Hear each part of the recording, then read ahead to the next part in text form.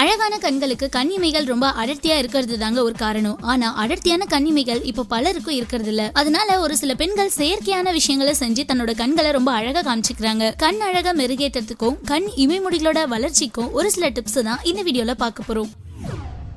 ஒவ்வொரு நாளும் நீங்க தூங்க போறதுக்கு முன்னாடி ஆலிவ் எண்ணெய் இல்லனா விளக்கெண்ணெய் இது ரெண்டுத்துல ஏதாவது ஒண்ணு எடுத்து உங்க கண் இமைமுடிகள்ல தடவிக்கோங்க. இது கண்களுக்கு நல்ல குளிர்ச்சியை கொடுக்குமா.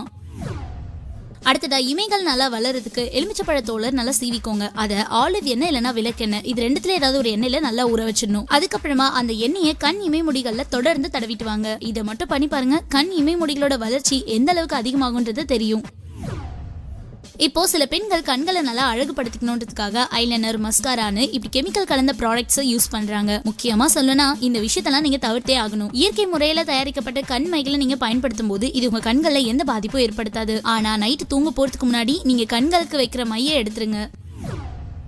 கண் இமைகள் மேல 10 நிமிஷம் கிரீன் டீ பேக அப்படியே வச்சிடுங்க. இதுல இருக்க ஃபிளேவனாய்டு இமை முடியோட ஆரோக்கியத்தை பாதுகாக்கும். அது மட்டும் இல்லைங்க, இமை முடியோட வளர்ச்சியும் அதிகமாக்கும்.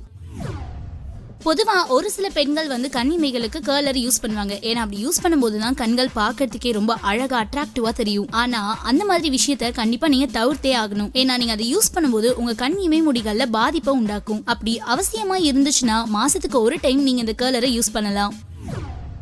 இமை முடிகளோட வளர்ச்சி அதிகமாகணும்னா ரொம்ப சிம்பிள்ங்க. நீங்க கண்களுக்கு மசாஜ் பண்ணணும். கண்களை மூடிக்கிட்டு இமைகள் மேல மென்மையா அழுத்தம் கொடுக்கணும். இதனால கண்கள்ல ரத்த ஓட்டம் சீராகும். இது மூலமா இமை முடிகளோட வளர்ச்சியும் அதிகமாகும்.